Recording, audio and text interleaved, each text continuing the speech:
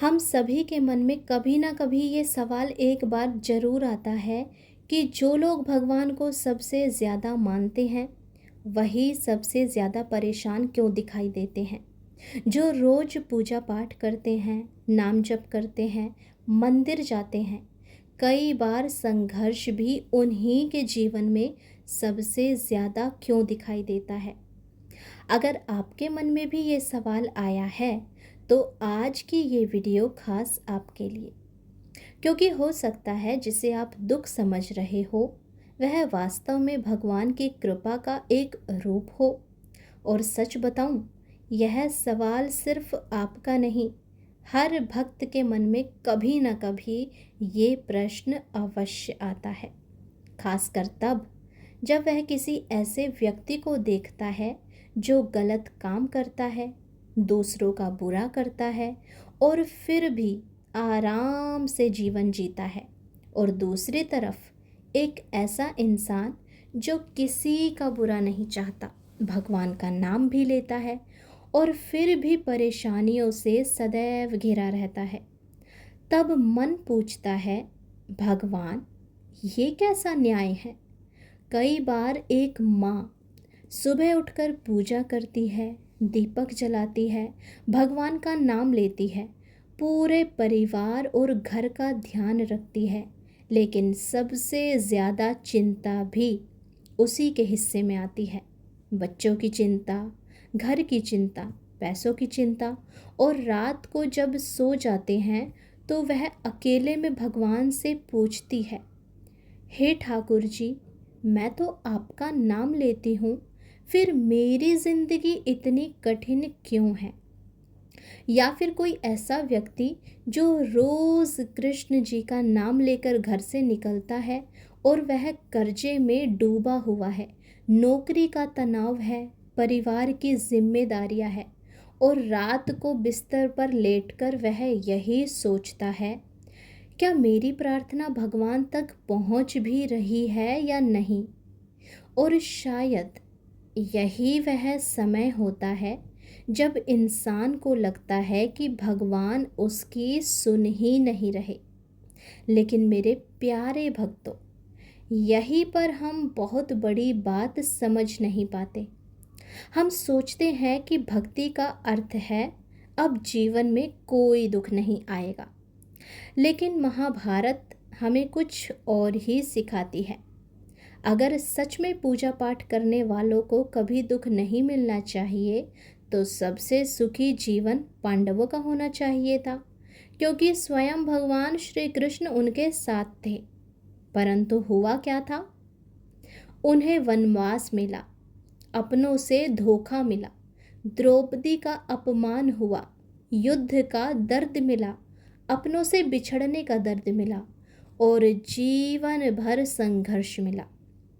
अगर कृष्ण जी उनके साथ थे तो फिर उनके जीवन में इतना दुख क्यों आया।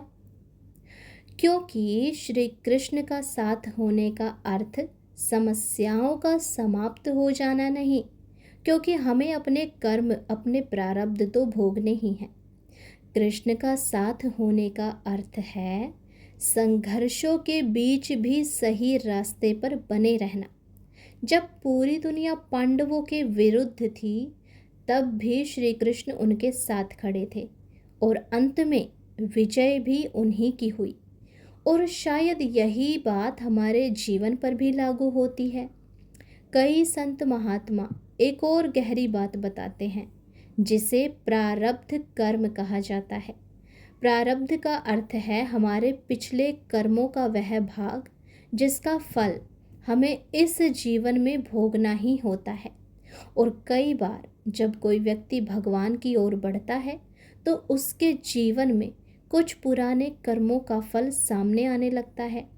इसका अर्थ यह नहीं कि भगवान नाराज है, बल्कि इसका अर्थ ये है कि आप भीतर से शुद्ध हो रहे हैं, आपके प्रारब्ध धीरे धीरे नष्ट हो रहे हैं। जैसे सोना आग में तपकर कुंदन बनता है, वैसे ही आत्मा भी परिस्थितियों से गुजरकर निखरती है। कृष्ण ने पांडवों को संघर्षों से नहीं बचाया, लेकिन हर संघर्ष में उनका हाथ कभी नहीं छोड़ा। और शायद आज आपके जीवन में भी यही हो रहा हो। आपको लग रहा हो कि भगवान दूर है, लेकिन हो सकता है वह आपके सबसे करीब खड़े हों। अधिक पूजा पाठ करने वाला व्यक्ति दुखी इसीलिए नहीं होता कि भगवान उसे सजा दे रहे हैं, बल्कि कई बार भगवान उसके जीवन की अशुद्धियों को दूर कर रहे होते हैं और उसके प्रारब्ध को पूरा करवा रहे होते हैं। उसके भीतर धैर्य, विश्वास और भक्ति को मजबूत कर रहे होते हैं। तो मेरे प्रिय भक्तों, अगर इस समय आपके जीवन में भी दुख है तो निराश मत होइए। तुरंत ये मत सोचिए कि भगवान आपसे नाराज़ है। हो सकता है आपका कोई प्रारब्ध पूरा हो रहा हो, या हो सकता है जिसे आप दुख समझ रहे हो वह आपके जीवन की शुद्धि की प्रक्रिया हो। और याद रखिए, अगर रात है तो निश्चिंत दिन आएगा। जब पाप और नकारात्मक संस्कार समाप्त होते हैं तो प्रक्रिया आसान नहीं होती, लेकिन उसी प्रक्रिया में मन पहले से अधिक शांत हो जाता है, आत्मा पहले से अधिक पवित्र हो जाती है और भगवान से हमारा संबंध पहले से अधिक गहरा हो जाता है। इसीलिए विश्वास रखिए, कृष्ण आपको छोड़कर नहीं गए, वे आपके साथ ही हैं और शायद इस समय पहले से भी अधिक आपके साथ हैं। कभी कभी जो समय सबसे कठिन लगता है वही समय हमें भगवान के सबसे करीब ले जा रहा होता है। तो कभी भी कठिनाइयों से और दुख से घबराइए नहीं। बस ये मान के चलिए कि आपके जीवन का शुद्धिकरण हो रहा है और भगवान हमेशा पग पग पर आपके साथ हैं। राधे राधे, हरे कृष्णा। अगर आपको ये वीडियो अच्छी लगी हो तो चैनल को सब्सक्राइब करें और कमेंट बॉक्स में जय श्री कृष्णा या राधे राधे अवश्य लिखें।